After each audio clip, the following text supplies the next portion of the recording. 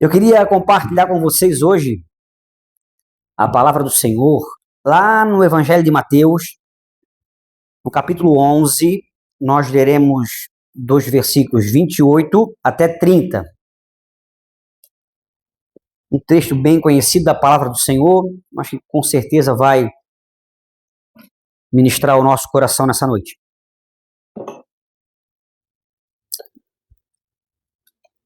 Mateus 11, 28.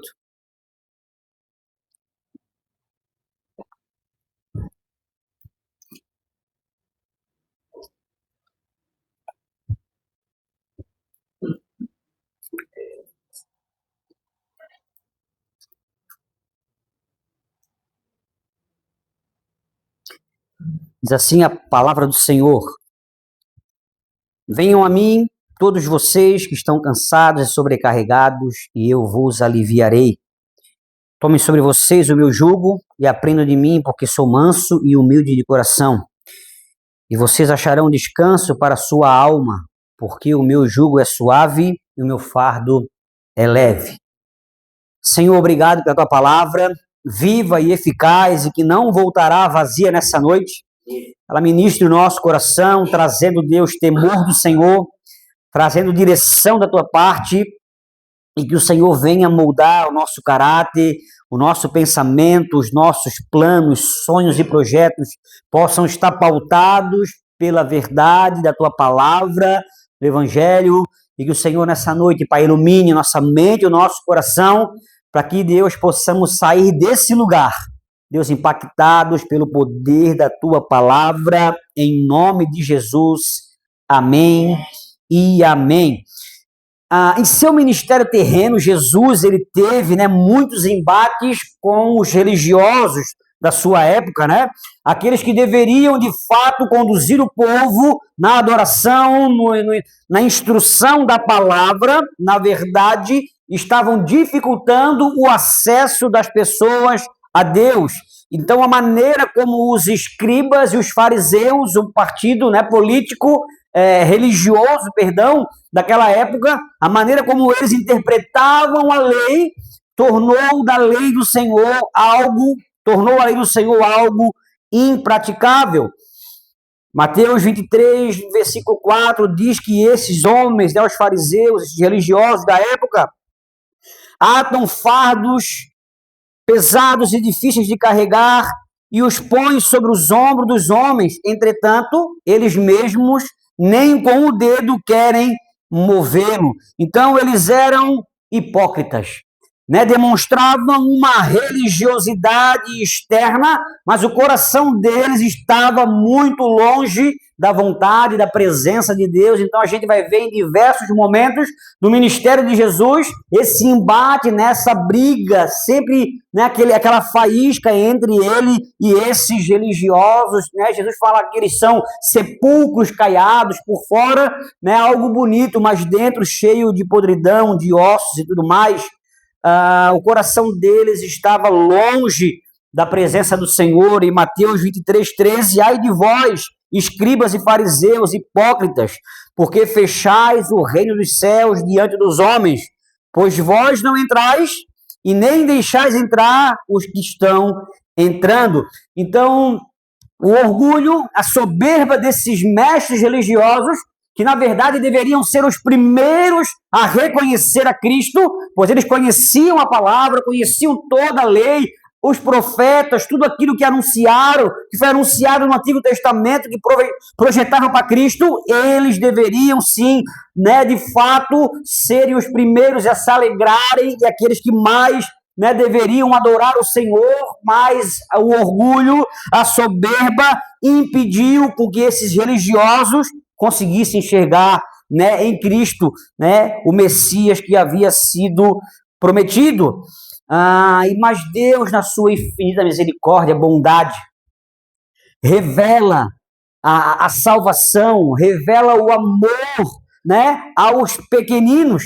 Então, ele está repreendendo as cidades da Galileia por causa da sua incredulidade, no capítulo 11, do versículo 20 até o 24, e agora ele vai exultar a Deus pelo fato de Deus não revelar essa verdade aos sábios, aos instruídos, e sim aos pequeninos, né, aqueles que são humildes e receptivos, em contraste com esses sábios, com esses religiosos que não quiseram, né, se dobrar diante do Senhor.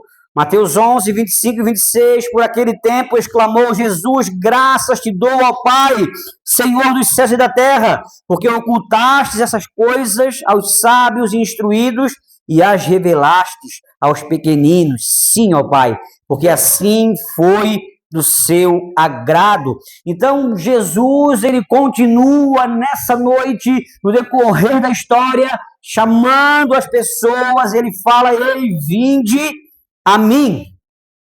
E é sobre isso que eu queria conversar com vocês nessa noite. Vinde a mim, não o governador, mas um convite feito pelo Senhor dos Senhores, que nos chama nessa noite a ir até Ele, né? E de lá nós encontraremos com certeza alívio para as nossas vidas. Então, como nós falamos, os fariseus, eles tornaram a lei impraticável. Segundo os estudiosos, né, o Pentateuco, os 5 primeiros livros ali da lei, né, de Moisés, existem cerca de 613 mandamentos na lei de Moisés.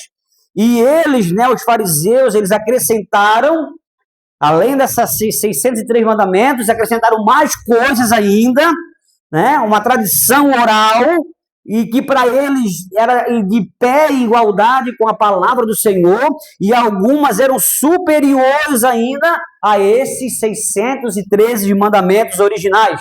Então, pega aquilo que está, né, revelado na palavra e a interpretação que eles fazem, aquilo que eles acrescentam à regra, os mandamentos do Senhor, é algo que, de fato, né, traz um peso absurdo para aqueles que querem buscar ao Senhor. Então, diante desse quadro de religiosidade, de abusos, né, de exageros causado por esse grupo, né, há um convite especial. Um convite de Jesus dizendo, vinde a mim.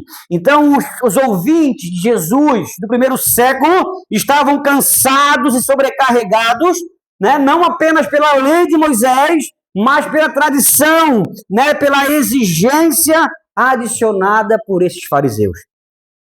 O fariseu, ele é um grupo que ele começa, né, com uma boa intenção. Então, de Malaquias a Mateus, nós temos 400 e alguns anos, né, que a teologia vai chamar de silêncio profético. Não há movimento profético nesses 400 anos que dividem Malaquias de Mateus. Então, nesse período da história, um grupo se reúne com a intenção de ser um grupo que vai buscar o Senhor, que vai buscar viver de fato a lei. Eles começam com uma intenção boa, mas se perdem no caminho. Então, a vaidade, o ser considerado pelos outros, fez com que esse movimento se perdesse muito. Então, a gente vê que eles estão na praça orando para serem vistos, né? São pessoas orgulhosas, e aqueles que, né, são meros mortais, ao olharem para os fariseus, diziam, como que a gente vai chegar no nível de santidade desses homens? Eles gostavam disso, dessa pompa, desses aplausos, né? Só que eles se perdem no caminho, e a religiosidade tomou conta do coração desses homens, e o coração deles estava afastado do Senhor.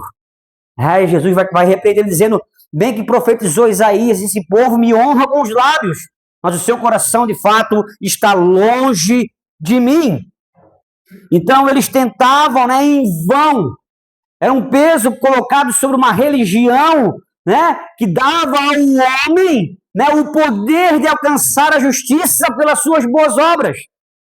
Né, um texto que eu repito aqui várias e várias vezes, é um texto que, né, eu já gravei na minha mente, que é Isaías 64, versículo 6, que nos diz que todos nós somos como um imundo e todas as nossas justiças como trapo de imundícia. Todos nós murchamos como a folha e as nossas iniquidades como um vento nos arrebatam. Então, toda tentativa humana, né, pelo esforço humano, pelo mérito humano, de achegar-se a Deus, de alcançar o céu, é considerada como um pano usado, né, para cobrir o leproso, ou usado como absorvente. Naquela época não tinha, né, o que a gente tem hoje, então também era usado. Então essa é a comparação da justiça humana, do esforço humano, da tentativa humana de se achegar a Deus pela força do seu braço. É um esforço inútil. Romanos 3:20, visto que ninguém será justificado diante dele por obras da lei, em razão de que pela lei vem o pleno conhecimento do pecado. Então, não conseguir alcançar a salvação, não conseguir alcançar uma justiça que dá ao homem, né, se pudesse assim dizer, o direito de se achegar a Deus, o convite de Jesus nessa circunstância é algo maravilhoso, algo como um bálsamo e um refrigério.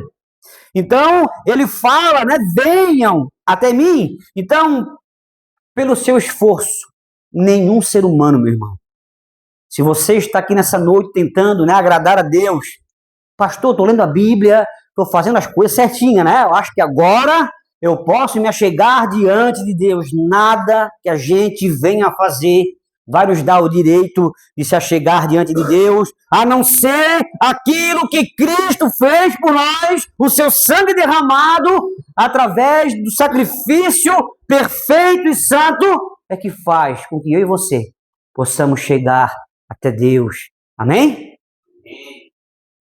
O ser humano não pode guardar o mandamento, porque se eu guardar todos os mandamentos e tropeçar num, o que acontece? Me faço culpado dos demais, né? Tiago 2:10, pois qualquer que guardar toda a lei, mas tropeça em um só ponto, se torna culpado de todos. Então, além, né, do peso de não conseguir guardar a lei, né, o pecado, na verdade, ele é evidenciado pela lei. Né? Eu costumo dizer, se você pegar o seu carro hoje e andar 200 por hora na BR, nós estamos fazendo o quê? Uma infração de trânsito. Por quê? Porque o limite de velocidade, dependendo da rodovia, 100, 110 por hora, não é verdade? Agora, se não houvesse nenhuma placa dizendo, então, posso andar na velocidade que eu quiser. Não é isso? Então, a lei, ela é dessa maneira. Então, como é que eu sei que eu estou errado? Porque existe uma lei que diz que eu estou errado. Existe um padrão que eu tenho que seguir, e se eu não me adequar a esse padrão, né, automaticamente eu estou descumprindo esse padrão. Gálatas 3:10, todos quantos sois das obras da lei estão debaixo de maldição, porque está escrito, maldito todo aquele que não permanecer em todas as coisas do livro da lei para praticá-las. Então, Cristo, ele morre justamente pelo fato de o ser humano, pela sua justiça, não conseguir se achegar a Deus. Amém? Então, não há em mim um esforço, por mais que eu me empenhe em relação a isso.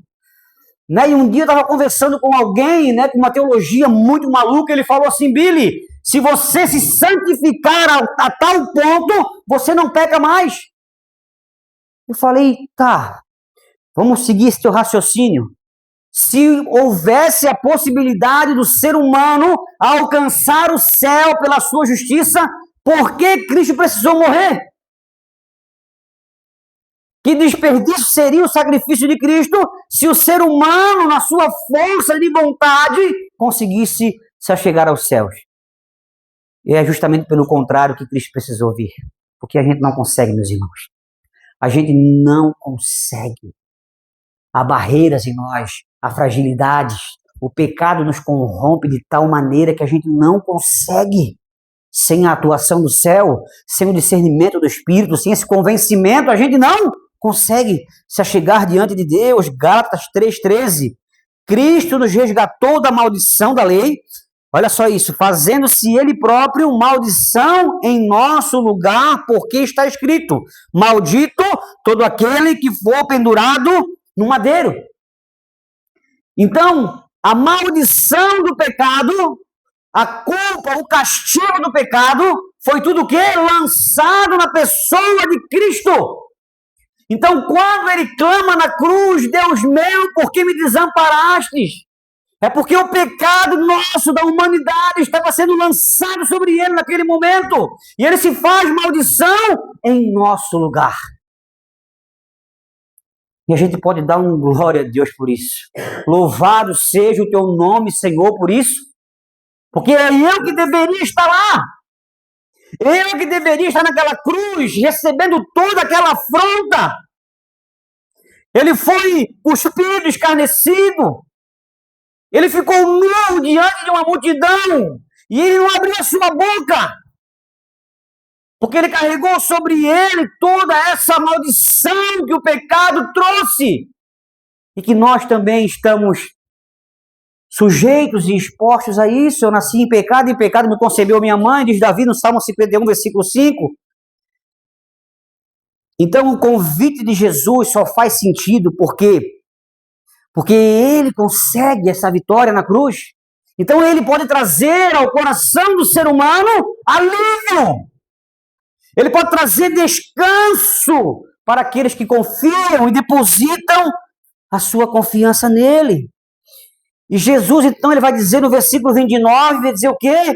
Tomai sobre vós o meu jugo.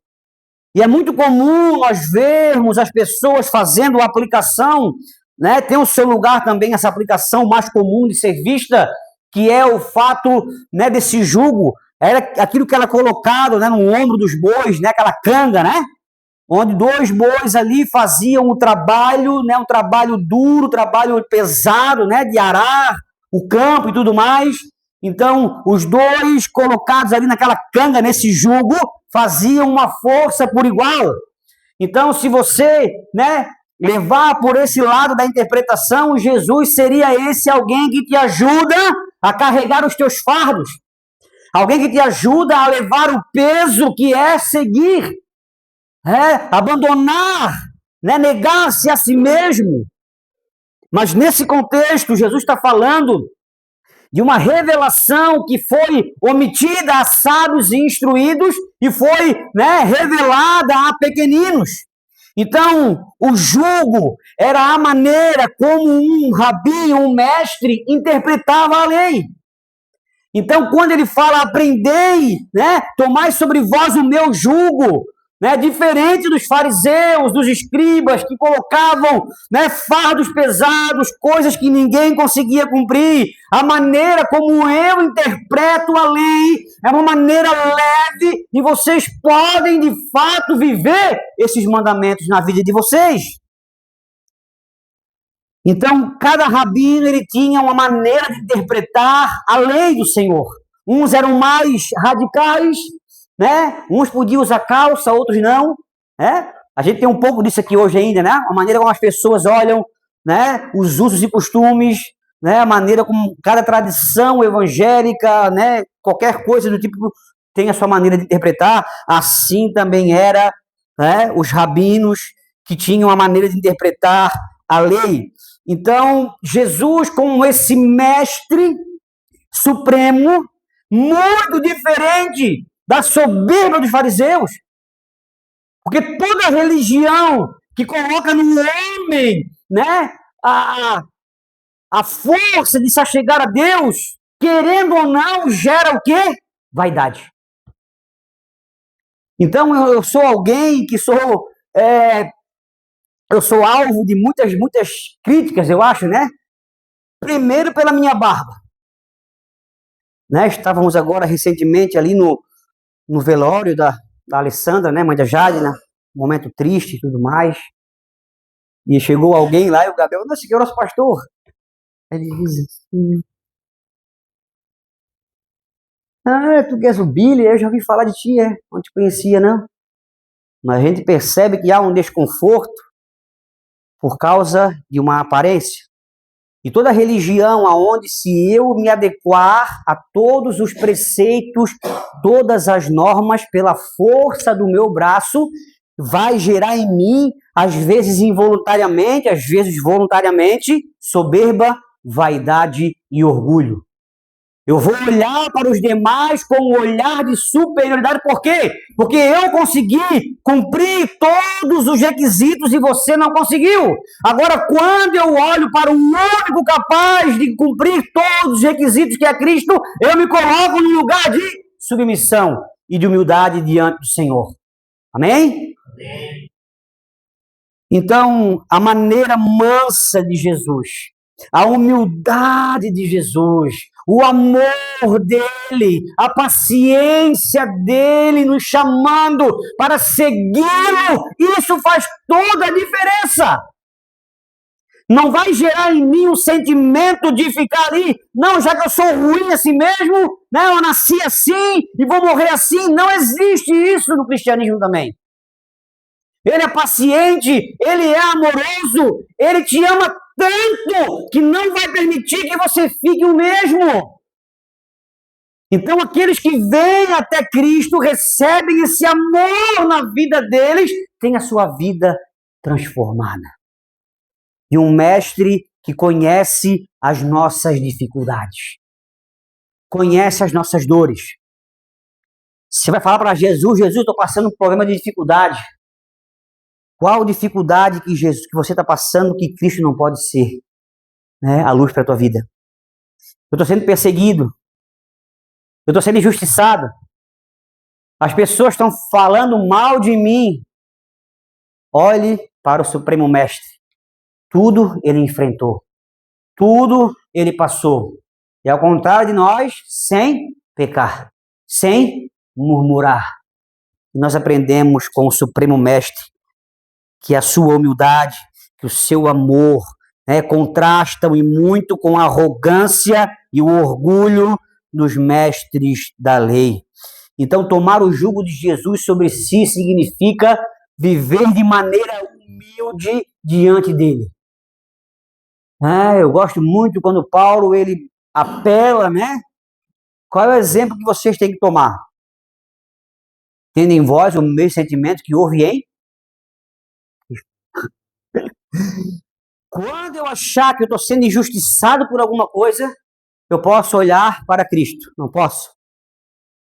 E quando eu sou tentado a agir com as minhas mãos, a fazer justiça com as minhas próprias mãos, eu sou também encorajado pela palavra. Ele era Deus, mas não julgou por usurpação o ser igual a Deus. Se esvazia, toma forma humana, forma de humilhação, mas a morte dele, a humilhação dele, deu a ele um nome que está acima de todo nome, para que o nome do Senhor Jesus se dobre no céu, na terra e debaixo da terra. E toda língua confesse que Jesus é Senhor. Glória a Deus, Senhor Jesus. Aleluia. Tomar o jugo de Jesus significa humildemente cumprir a sua vontade, aprender com ele e permitir que ele guie a nossa vida. Então, nós somos encorajados pelo mundo a pagar mal com mal, a pagar na mesma moeda. Nós somos encorajados pelo mundo que nos diz que, para mim, fez uma vez só. Mas eu vejo nesse mestre Jesus, na humildade de Jesus, nesse amor de Jesus, uma direção, um ensinamento que é contrário à vontade do mundo. Por isso que seguir a Cristo é muito difícil, porque a gente vai andar na contramão desse mundo que morre no maligno. Dessa maneira, aprendendo de Cristo de verdade, né, sendo humilde como ele, olhando a maneira como ele viveu nos evangelhos, como ele lida com aqueles que o perseguem, com aqueles que querem matá-lo. Veja como ele está na cruz, Pai. Você sendo humilhado, sofrendo dores físicas que, segundo a medicina, era algo insuportável. Toda a afronta do inferno, se tu és o Filho de Deus, desce daí para baixo. Tudo isso, misturado com dor, com sangue, com vergonha. E o que ele fala? Pai, perdoa-lhes. Eles não sabem o que estão fazendo. É esse tipo de ensinamento, é esse tipo de jugo, é esse tipo de vida que os discípulos de Jesus são encorajados a viverem. E eu digo para vocês que isso não é possível na força do meu braço. Porque a primeira vez que alguém me afrontar, a minha carne vai querer o quê? Fazer igual ou pior. Mas aqueles que são conduzidos pelo bom mestre, que tem sobre eles o jugo, a maneira carinhosa, humilde de Jesus, agem de maneira diferente. Sabe por que o jugo de Jesus e o fardo são leves? Porque ele levou sobre ele o peso do nosso pecado. Ele levou sobre ele o peso da nossa indiferença. E ele é capaz, meus irmãos, de nessa noite aliviar o nosso coração. Você crê nisso? Eu aplico essa palavra ao nosso coração dizendo que o convite que Jesus faz àquela multidão é o convite que ele faz também para cada um de nós nessa noite.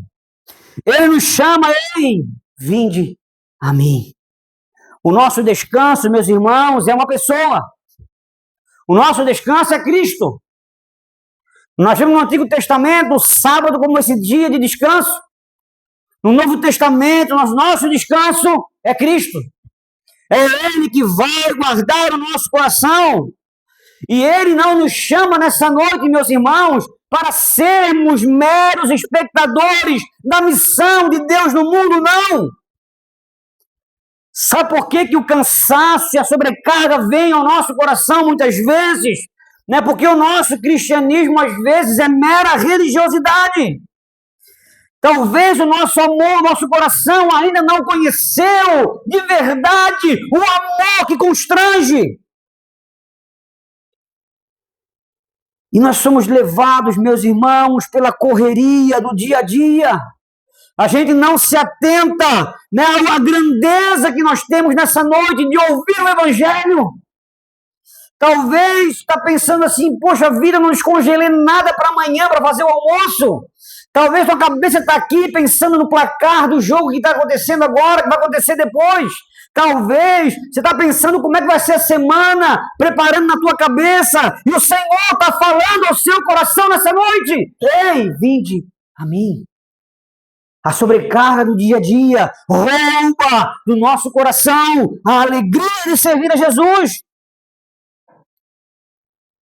E uma coisa que o Senhor tem ministrado muito no meu coração nesses dias é que o chamado que Ele faz para segui-lo, para servi-lo, é um chamado radical.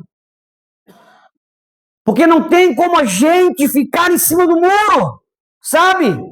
Até quando cocheareis, lembra lá de Elias? Entre dois pensamentos. Até quando eu ficarei buscando o melhor dos dois mundos? Aquilo que a carne me oferece e que enche meu coração. E eu faço algo espiritual para desencargo de consciência. Não é esse tipo de chamado que a palavra de Deus nos faz nessa noite. Ele fala assim, aí vocês querem vir após mim? Querem? Quem quer vir após mim? Negue-se a si mesmo. Tome a sua cruz e segue. O que ele está dizendo? Você vai morrer.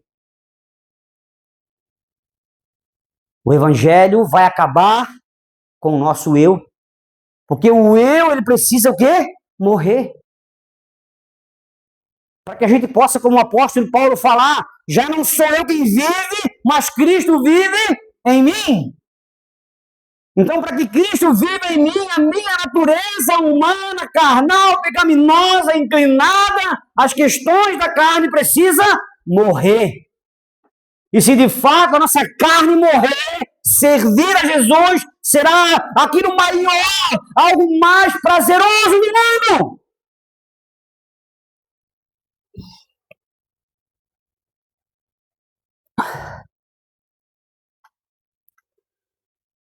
Uma coisa que eu tenho percebido Eu conheço muita gente, eu transito numa série de lugares e de teologias diferentes.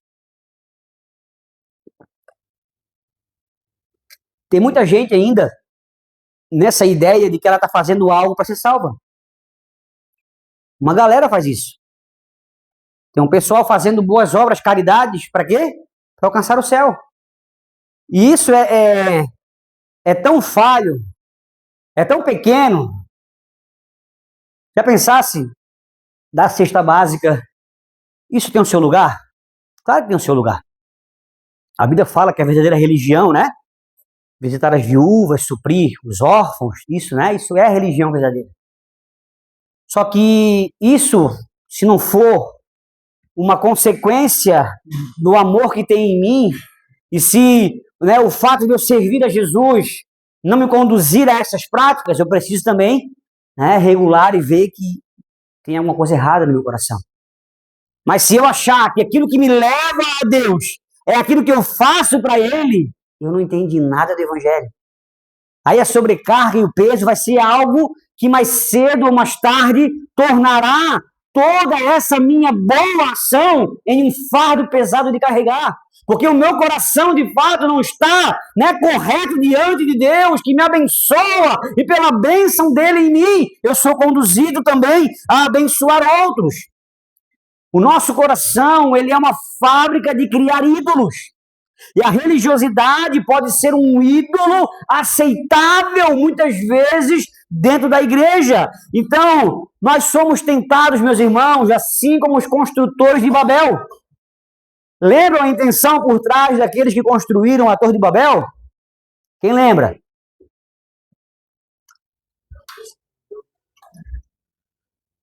Se chegar a Deus, faremos uma torre para chegar até onde?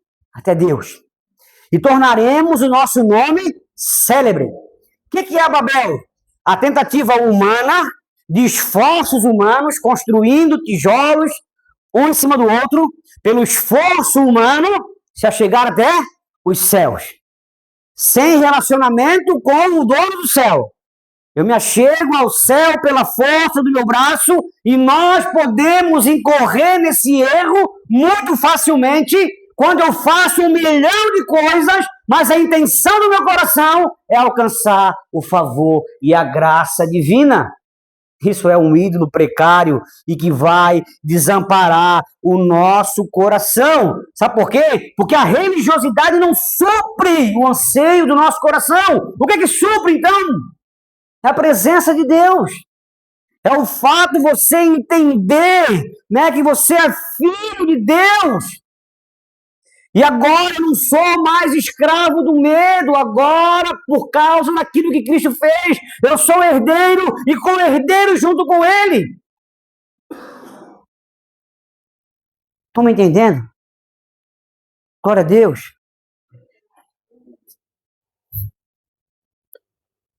Eu percebo, né, a gente percebe nas caminhadas e também na nossa igreja, né, que se você assumir uma escala e o seu coração não estiver em Cristo, a escala será o teu Deus. A escala será o teu ídolo. Por quê? Porque você só serve quando você está na escala. Percebem isso? O que de fato move meu coração? Pô, eu dei o meu nome, eu preciso ir.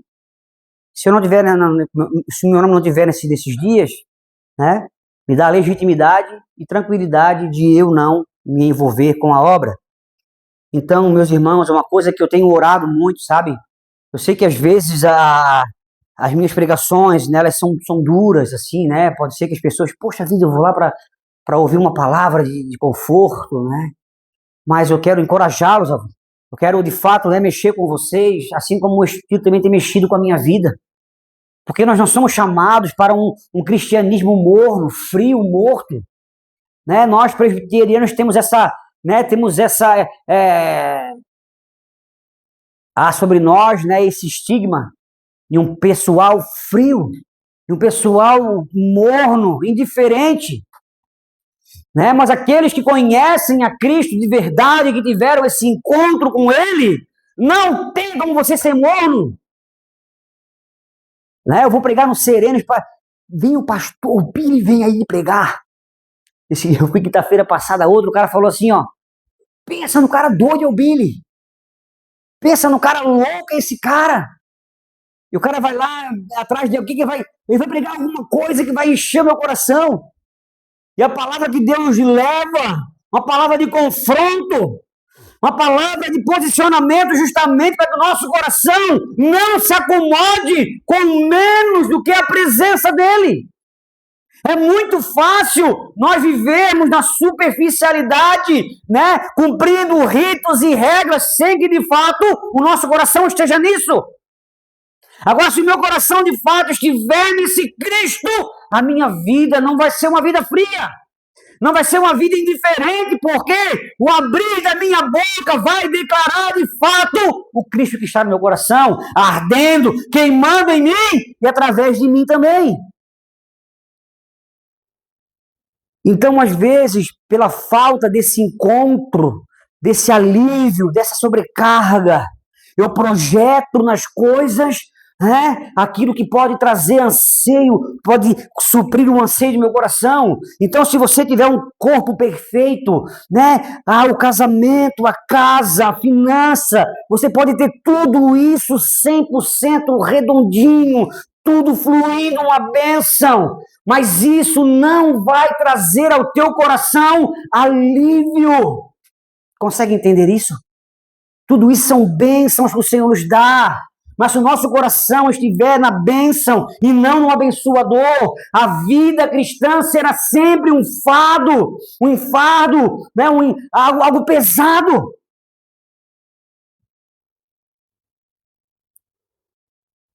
E uma coisa que eu tenho percebido, se para você, meu irmão, servir a Jesus, vir à igreja, né, doar-se para o reino é algo pesado, ore sinceramente diante do Senhor. Ore. Senhor, será que de fato eu conheço o Senhor? Será que de fato o Senhor abriu o meu olhar?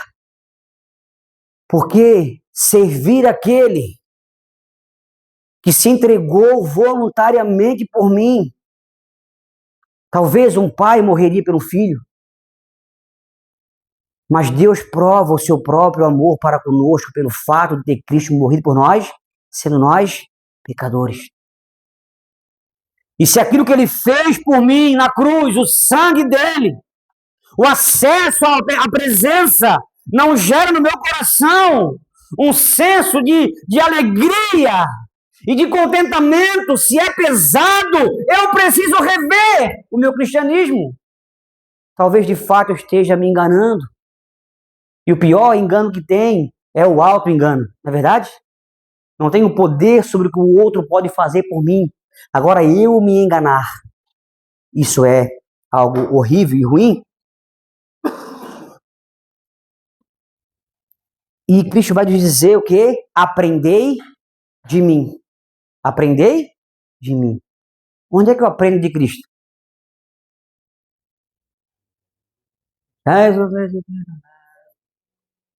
Na palavra do Senhor. Eu sempre ouço as pessoas dizendo assim, pastor Billy, eu não gosto de ler. Interessante que Deus poderia se revelar, né? Numa criptonita, sabe, Mateus? Uma cápsula que você come essa cápsula e adquire todo o conhecimento. O nosso Deus se revelou através de um livro. Aí os seguidores desse Deus dizem o quê? Eu não gosto de ler. Não é uma incoerência sem tamanhos isso? Eu admiro demais. Eu acho que a pessoa mais focada que existe no mundo, preste atenção, é a pessoa que pesa a comida. Tem pessoas que pesam na balança a comida. Eu faço isso, mas sempre dá mais vantagem se for buffet livre. Pegaram 50 o quilo, deu no quilo 200. Pai, vai no livro dele que é melhor. Mas a pessoa tem tanto empenho em pesar a sua comida. Isso é bacana, cara. Né? A minha irmã Marluce. Que mulher regrada aquela mulher. Nós comendo pastel, comendo caramujo ensopado, uma iguaria sem precedentes. E ela com a marmitinha dela pronta ali. E não come, gente. Aí para essa pessoa que é regrada, né, que faz tudo na balancinha certinho, arrumadinho ali, leia 3 capítulos da Bíblia por dia. Tá louco? Como assim? Não tenho tempo. A pessoa prepara a sua marmitinha para levar aonde ela vai. E é um exemplo, pode ser que seja tolo, mas estou conseguindo pegar onde eu quero chegar, o ponto. Então, se no meu coração eu não consigo me esforçar diante do Senhor e aprender dele, se eu não ler a respeito dele, se eu não entender a palavra do Senhor, eu serei como um menino levado ao redor por todo o vento de doutrina. Aí, às vezes, a pessoa vai falar comigo, pô, pastor Billy, estava no CEPOM, chegou a senhorinha, pastor Billy, estou lendo um livro, que bênção. Irmã, senhorinha, estou recém chegando no CEPOM. Que livro que é, irmã? Bom Dia, Espírito Santo, Benihim. A maior heresia já escrita por alguém é Benihim. E a mulher falou assim, que bênção, pastor. E eu falo o que para uma mulher dessa? Pois é, né, irmã? Não posso concordar com isso? Alguém falou assim, ó, meus 2 pregadores favoritos, Augusto Nicodemos e Edir Macedo. Aquela balança tá bem fora de... Então, meus irmãos, né, além de nós conhecermos, estou finalizando já, tá? Além de nós conhecermos a Cristo na palavra, que é fundamental, nós podemos incorrer no risco de só conhecê-lo mentalmente, de só conhecê-lo espiritualmente. Tem pessoas que prontamente já vão recitar o versículo da palavra. Já falei que algumas vezes eu conheço um cara que lê a Bíblia 5 vezes por ano. Mas aquilo que ele lê não traz vida no coração dele. Então é um conhecimento daquilo que ele fez, daquilo que ele é, e é um conhecimento que eu experimento na minha vida também. Então a experiência com Cristo, ela não substitui o conhecimento teológico, e nem o conhecimento teológico substitui a experiência. A junção das duas coisas vai gerar uma explosão no nosso coração, e a nossa vida espiritual vai deslanchar de uma tal maneira que seremos irreconhecíveis. Talvez nessa noite algum pecado não confesso tem trazido ao teu coração, meu irmão, minha irmã, um peso.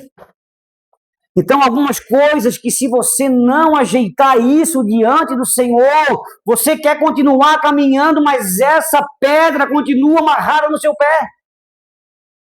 E se a gente, de fato, não colocar sobre Cristo esse fardo, a gente vai definhando, vai morrendo. Aí o peso e o cansaço vem, por quê? Porque eu não consigo me alegrar, porque o meu coração está pego, raízes de amargura pegaram o meu coração. E o texto que nós começamos lendo, né, no começo do culto, Salmo 32, 3 a 5, enquanto calei meus pecados, envelheceram os meus ossos pelos meus constantes gemidos todo dia, porque a tua mão pesava dia e noite sobre mim. O meu vigor secou, como no calor do verão. É mais fácil de entender, né? A outra vai falar, né? No sequidão de estio, né? No calor do verão. Confessei-te o meu pecado e a minha iniquidade não mais ocultei. Eu disse, confessarei ao Senhor as minhas transgressões, e tu perdoastes a iniquidade do meu pecado. Porque quando eu não confesso o pecado diante do Senhor, quando eu vivo, né, uma vida dupla, por assim dizer, eu estou dando legitimidade para que as trevas atuem sobre a minha vida. Quando nós estamos diante de Cristo, Satanás não nos toca. Amém? Então, aquele que está servindo ao Senhor não precisa ficar com medo de macumba, de maldição, né, daquilo que foi feito contra você. Maior é aquele que está em nós do que aquele que está no mundo. Mas quando eu oculto na minha vida coisas que dão legitimidade as trevas entram e fazem arruaça na nossa vida. Então tem muitas pessoas também que estão sobrecarregadas porque assumiram uma série de questões. Abraçaram tudo e de repente tornou-se algo pesado. Tem aqueles que não querem nada e tem aqueles que pegam tudo e no final acabam em nada. Consegue entender isso? Meus irmãos, seja qual for o peso que você esteja carregando nessa noite, o Senhor conhece teu coração, a tua alma. Ele te chama nessa noite. Vinde a mim. Ele já levou o peso dos nossos pecados, meus irmãos. Ele morreu em nosso lugar. Ele nos tem dado vida abundante. Ele nos chama nessa noite para que deixemos um fardo de uma vida de pecado e sem compromisso. E nos achegamos a Ele. Vinde a mim. Todos estão cansados e sobrecarregados. E eu vos aliviarei. Amém?